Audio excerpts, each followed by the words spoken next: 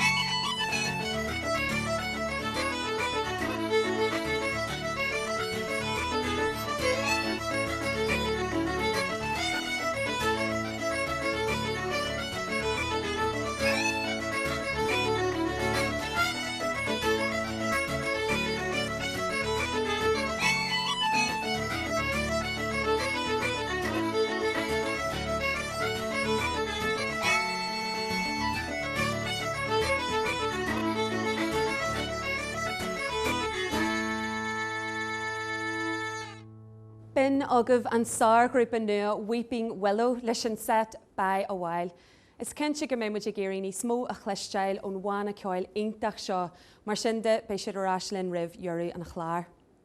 Anis is as cilhainteáin ógúthas den bhirt dheartharatha taig agus áisín Walsh Pilo.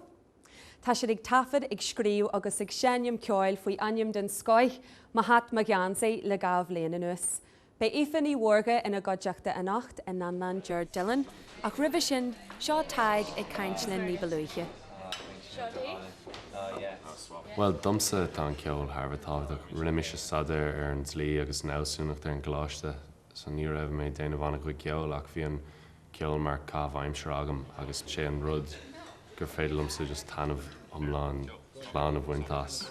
Ní léon cinál srang do leis is féidirlumsa rud dhéanamh agus tá sé bhád níos fear ná plus páirthaimseir agam sa siopa síos an bóna réanamh is féidirlumsa beagán airgad a dhéanamh as taistil timppla tír buail anna chuid daoine agus an crack a bheith go comá, so is brálam an ceol agus tásúla go maiid deise gom ceol a dhéanam do chuid eile dom a héal. Ar mé fearste. Is féigeann siad burt, siúil, háart ar an shráid.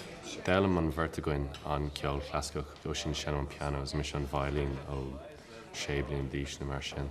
Agus tá an béim ar an cinál ceol sin ar orgeol ach cumála sin bhíon muid a géisigh le gach sort ceol atá muin sin folk agus rock agus pop agus gaceil rud agus is bráling sa stíl ceol tá agan anna chuid gohanna agus harmón a bheith agans na gohanna agus sin an cinál folk éfacht an harmón atá agan.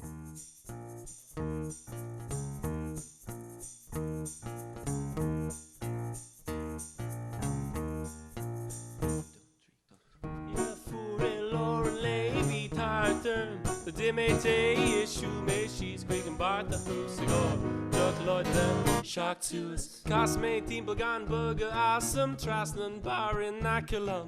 Colleen der chakin off your nigaling. Bonos könnesan. Run nor igne.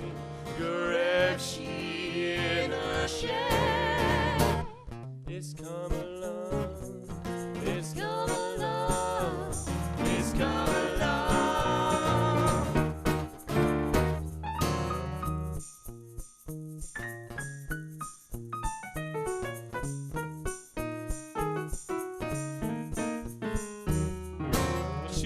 Bow her dirk and lay is cool to make Yolo far away. Oh, for They've learned Gahana Blacker. Par unshot, darling, baby, they crack a grin. Street Sula doom the conic rain. Fighting a valor face. Run, nor eat cheese. The rev near on sleep. This come along. It's come along, it's come along.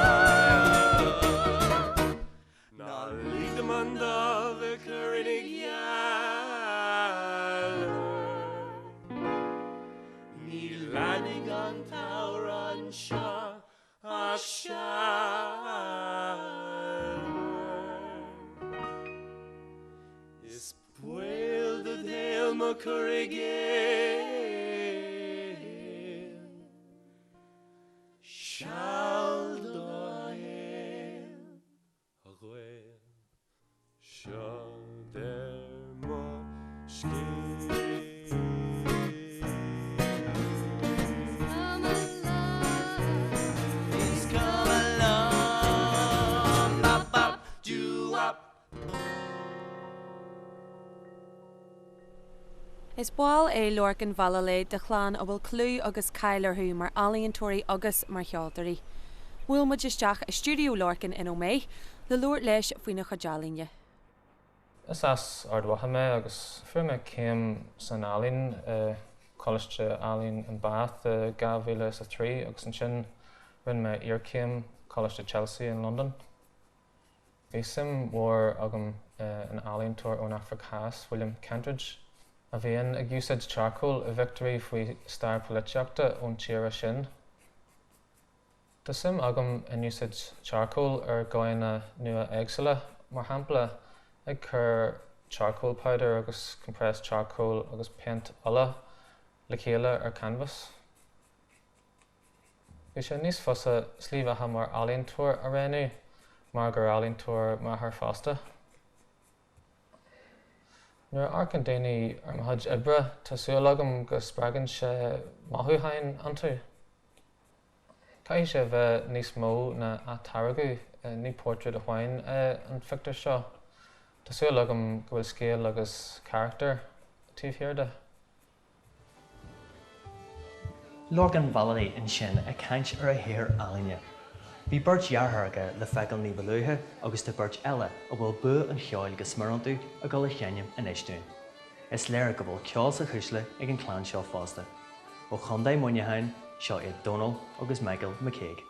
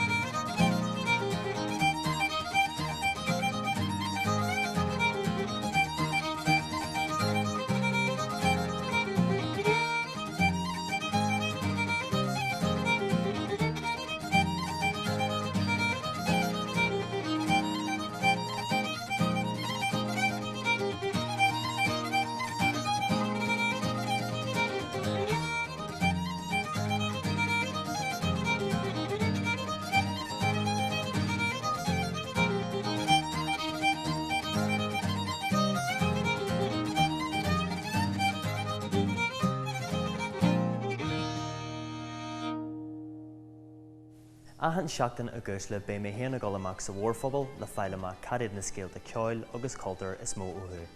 Agus na aitribeanís fearr a tuiseacht ná an seo i Galdarlan má gar mó fér. Tá an Galdarlan sitse ar mhóthar na bháil I bhorgnamh ar leis an Eaglas Presbyteirach é trap. Thoscliú dorsin na Galdarlanne in 1991 agus tá sé anois ar cheandan na phríomh ionid Galtartha imime firste. Tá fáilte rivan phobal ar fádan agus bíonn sí ar oscailt seacht lá sa teachtain. Dé is special de fan seo darla. Tá sé ionach teachtasteach san áid seo learbíd an seachtain. Is le pobl na Gaeilge an ar ignamh seo.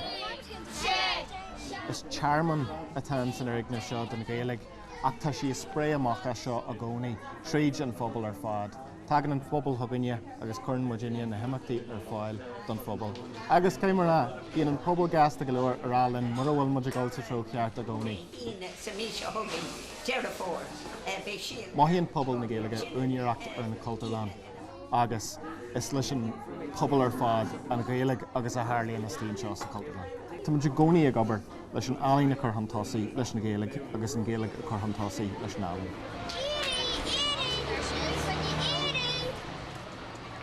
Curú le furg na Cultarlanne I gabhaile sa héineag ar bhaile danlán nua agus spás idir gurhacht de heispintis.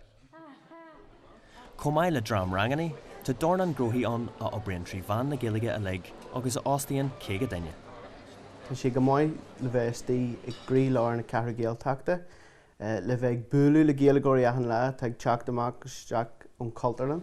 Tá mar deabal de scialtaí a orbairt leo agus le bheith loirt lá fa rudaí atá idir lámh acu agus beidir go dtaghainn scéalta amach sin. Tá ró lárnach ag an Chultarland na Halíonna agus a bhórbairt cultartha an cheantar.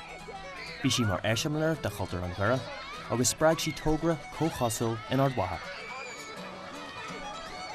Ar nachan chláir bei ceoltarí as tíortha eile chomh maith leis an talann áitiúil ag sénim dúin. Agus seo inis ar géad aoine idirnáisiúnta, go bhfuil an fáilte mhuar a chur raibh Higgy Borgo agus raibh Callum Stewart.